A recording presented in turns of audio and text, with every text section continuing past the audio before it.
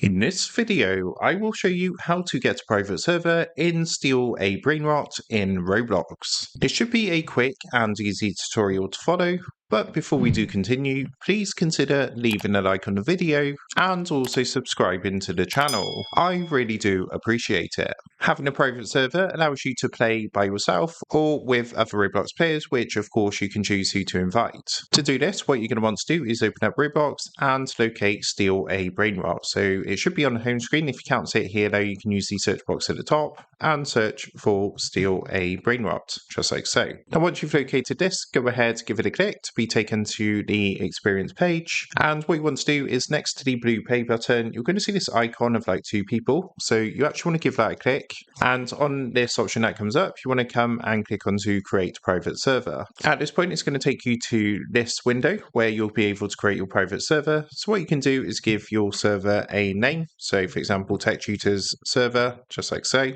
And currently, to create a private server, it's currently costing 79 Robux a month. So if you want to proceed, go ahead and click subscribe. It is a monthly renewal, but you can cancel at any point if you want to. But once you've subscribed, your private server will be up and running and good to go. So that is how to get a private server in Steal A Brainrot in Roblox. With that being said, I hope this quick tutorial did help you out today. And if this did help you out, I would really appreciate it if you was to consider dropping down below the video, leaving a like and also subscribing to the channel. With that being said, I just want to take a minute to thank you guys for watching this quick tutorial and I will see you in the next video.